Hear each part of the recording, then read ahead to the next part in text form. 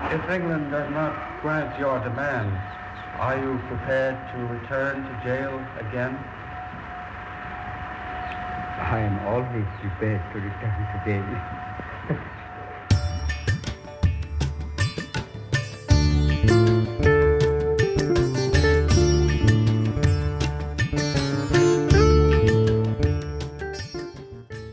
Mohandas Karamchand Gandhi was born on October 2, 1869, in Porbandar, which is now part of the state of Gujarat.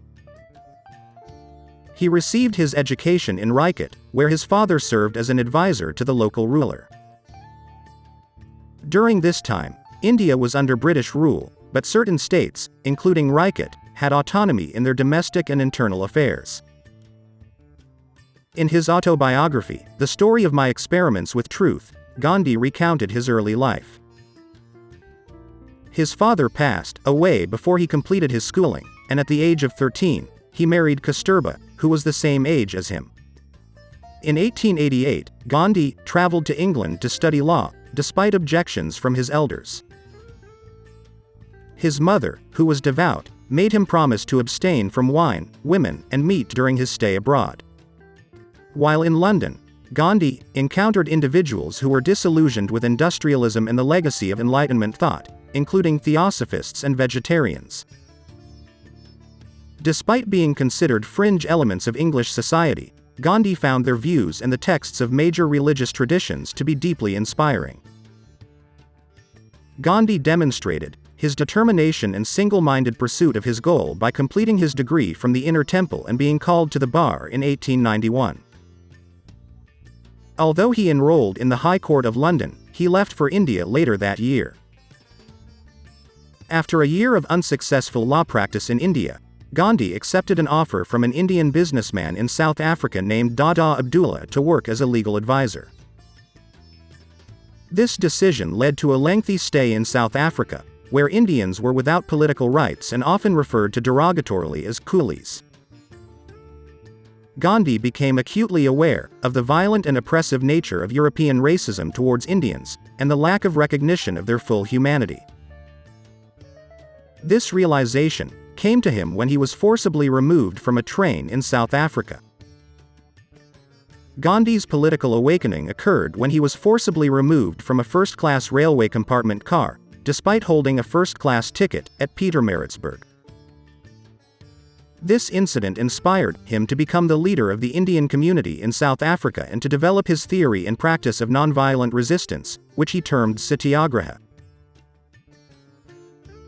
Gandhi considered himself a seeker of truth and believed that nonviolence and celibacy were essential in achieving it.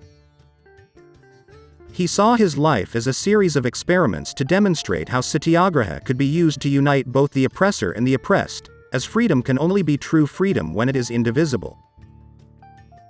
In his book Satyagraha in South Africa, Gandhi detailed the struggles of Indians to claim their rights and resist oppressive legislation and executive measures, such as the imposition of a poll tax and the invalidation of non-Christian marriages.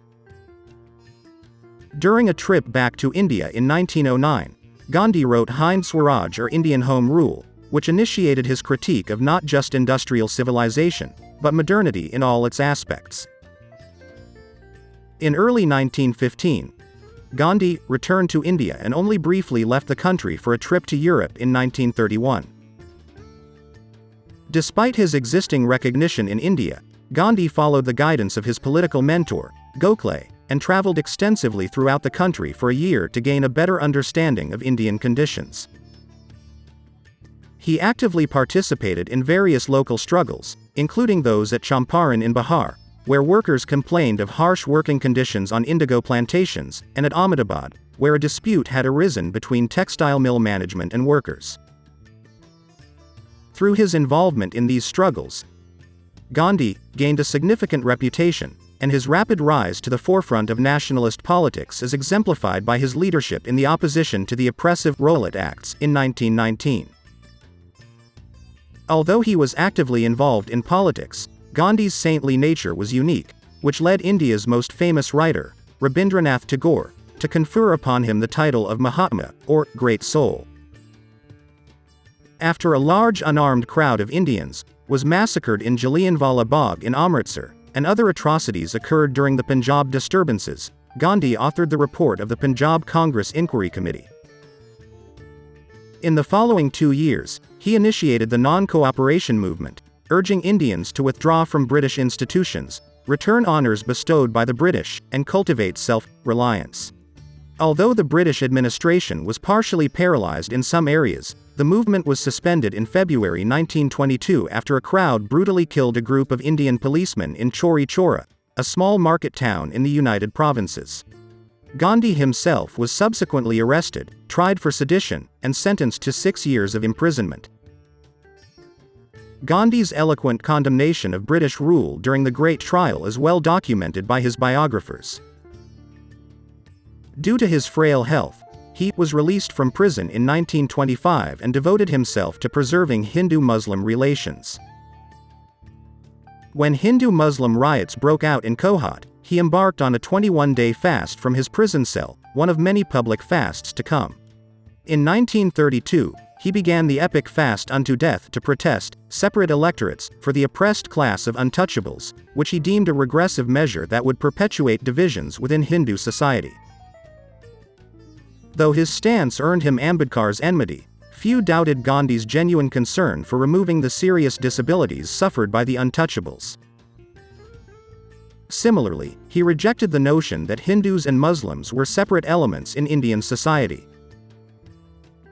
Gandhi was also deeply committed to social reform and promoted his ideas on subjects ranging from hygiene and nutrition to education and labor through the many newspapers he founded. In fact, he is widely recognized as one of the foremost figures in the history of Indian journalism. In the early part of 1930, the Indian National Congress, the leading body of nationalist opinion, declared that nothing less than complete independence, Purna Swaraj, would be acceptable to them as the nationalist movement was revived. It became necessary to launch a resistance movement against British rule. On March 2, Gandhi wrote a letter to the Viceroy, Lord Irwin, stating that if Indian demands were not met, he would have to break the salt laws. Unsurprisingly, the letter was met with bewildered amusement, and Gandhi set out on March 12 with a small group of followers towards Dandi on the coast. They arrived on April 5, where Gandhi picked up a small lump of natural salt, giving the signal for hundreds of thousands of people to similarly defy the law, as the British had a monopoly on the production and sale of salt. This marked the start of the civil disobedience movement, and both Gandhi and thousands of others were arrested. To break the deadlock, Irwin agreed to hold talks with Gandhi, and the British subsequently agreed to hold a round-table conference in London to negotiate the possible terms of Indian independence.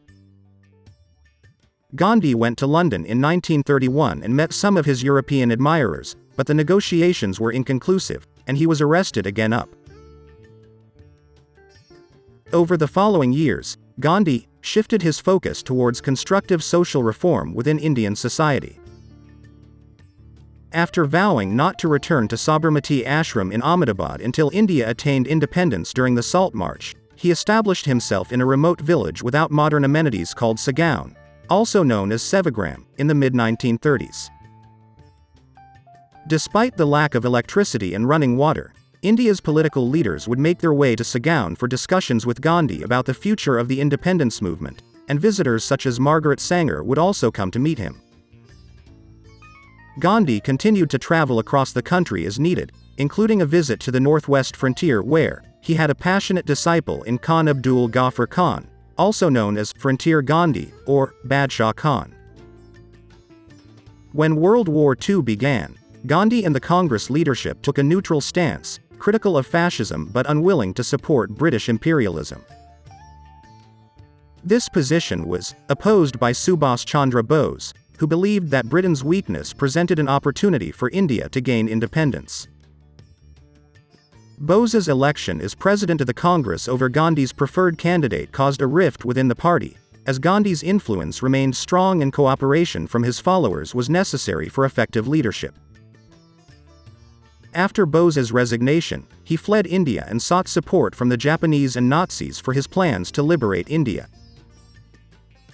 Gandhi's final, call for Indian independence from British rule was in 1942 at August Kranti Maidan, where he urged every Indian to be willing to lay down their life for freedom and gave them the mantra, "Do or die." He demanded that the British quit India. However, the British responded by arresting Gandhi and most of the Congress leadership, who were only released after the war's conclusion. During his confinement at Aga Khan's palace in Pune, Gandhi suffered the loss of his wife Kasturba and his private secretary, Mahadev Desai. Meanwhile, the Muslim League, which aimed to create a separate homeland for Muslims, gained support from the British government, and negotiations for India's independence began in earnest under the new British government led by Clement Attlee. Despite this, Gandhi opposed the vivisection of India and distanced himself from the negotiations. In the last years of his life, Gandhi walked through riot-torn Noakhali, tending to the wounded and consoling the widowed, and acted as a one-man boundary force. He was on one such vigil in New Delhi when Nathuram Godse, a Hindu extremist who objected to Gandhi's tolerance for the Muslims, fatally shot him. My speeches at the Round Table Conference have all officially reported. Meanwhile, I must ask you to believe me when I say that I have never made a statement of this description, that the masses of India, if it became necessary, would resort to violence. All that as you like. It is complete independence that we want.